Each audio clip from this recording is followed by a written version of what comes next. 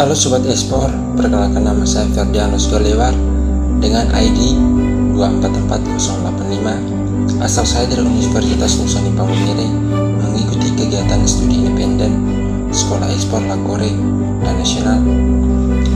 Mari.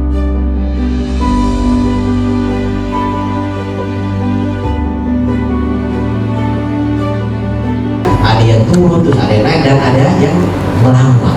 Ekonomi terhadap Indonesia. Yang seperti kita ketahui, pertumbuhan ekonomi Indonesia dalam beberapa tahun terakhir ini menunjukkan tren positif meskipun menghadapi berbagai tantangan seperti pandemi COVID-19 dan gejolak global. Pemerintah terus berupaya mendorong investasi, memperkuat infrastruktur, dan mengembangkan sektor digital untuk meningkatkan daya saing. Bukan, ya, hanya menjual produk, ya. Produknya itu sudah punya nilai tambah tidak, ya kan? Pertanyaan selanjutnya, bagaimana cara kita menjadi entrepreneur? Menjadi entrepreneur membutuhkan beberapa langkah kunci. Yang pertama, temukan ide bisnis.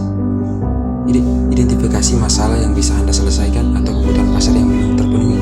Yang kedua, riset pasar. Pelajari pasar dan kompetitor. Pahami siapa target pelanggan dan apa yang mereka butuhkan. Yang ketiga, buat rencana bisnis. Tulis rencana yang mencapai visi misi pasar, strategi pemasaran, dan proyek keuangan. Yang keempat, modal dan pembiayaan. Tentukan sumber daya modal, apakah dari tabungan pribadi, pinjaman, atau investor. Yang keempat, RRC memang masih paling nomor satu, ya, pertumbuhan ekonomi beberapa negara. Dia beberapa menunjukkan pertumbuhan ekonomi yang mempengaruhi daya beli masyarakat dan stabil ekonomi. Yang kedua, ketidakpastian global. Geopolitika, konflik, dan perubahan iklim menyebabkan ketidakpastian yang mempengaruhi perdagangan dan investasi. Yang ketiga, kesenjangan sosial.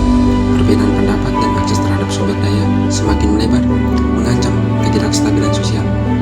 Yang keempat, transformasi digital.